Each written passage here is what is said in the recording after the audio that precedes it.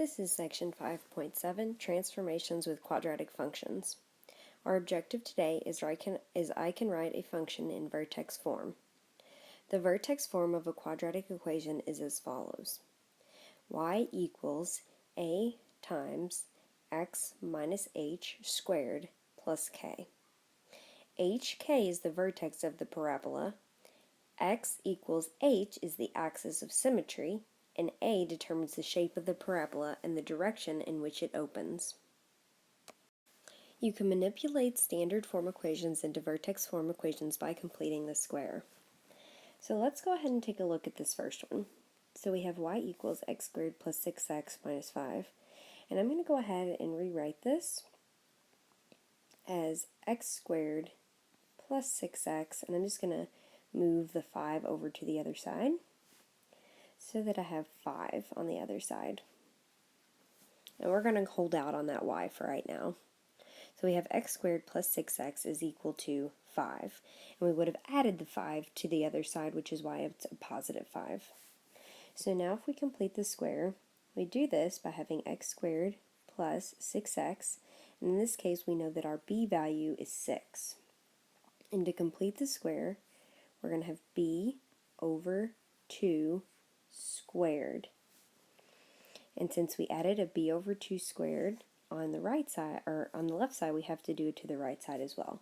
So we're going to have 5 plus b over 2 squared.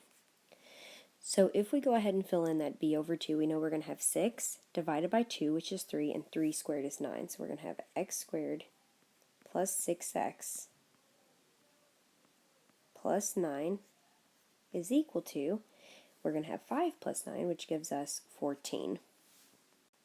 So now if I go ahead and factor our left-hand side, I'm going to end up with x plus 3 times x plus 3. And that's still equal to 14.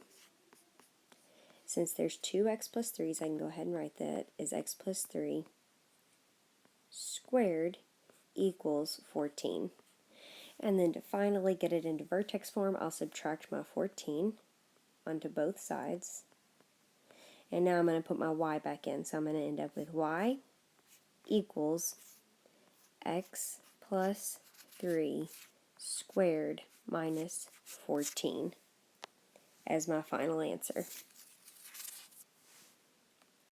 In example B, we'll be doing the same thing. Now before we start, I'm going to go ahead and add my 3 to both sides so that I have 3 equals negative 2x squared plus 8x. And now I'm going to go ahead and factor out the 2. So I have 3 equals, I'm going to factor out a negative 2, and then I'm going to be left with x squared plus 4x. So now I can go ahead and complete this square by adding a b over 2 squared to both sides. So I'm going to have 3 plus negative 4 over 2. Oh, and this should actually be a negative 4x since we did take a negative out. And so we have negative 4 over 2 squared equals negative 2 times x squared minus 4x plus negative 4 over 2 squared. Now if we think about this, this one's going to be slightly different because we can go ahead and simplify the right-hand side. We'll have negative 2 times x squared minus 4x minus, or plus, 4. But if you think about it, this negative 2 is now being multiplied with that positive 4. So we're going to have to take that into account over here. So we're multiplying this 4 by the negative 2. So we're going to have to do that on this side as well. So we can go ahead and add that in right here so that we remember to multiply. So we're going to have 3 plus negative 8, which gives me negative 5 on the left-hand side. So now I can go ahead and rewrite this. I have negative 5 equals negative 2 times the quantity of x minus 2 times x minus 2. And I can rewrite that, making it squared so that I have x minus 2 squared. And then I can go ahead and add my 5 back to both sides.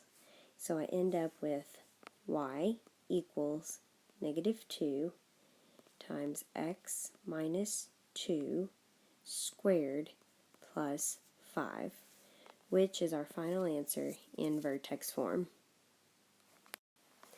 Given the vertex and one additional point on the graph, you can write the equation of the parabola in vertex form.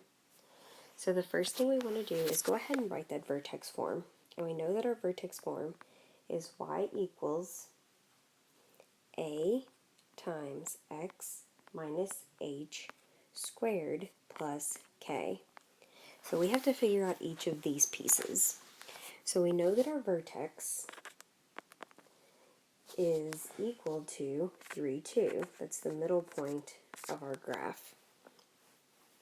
And so since h is that x point, we know that h is 3, and we know that k is 2.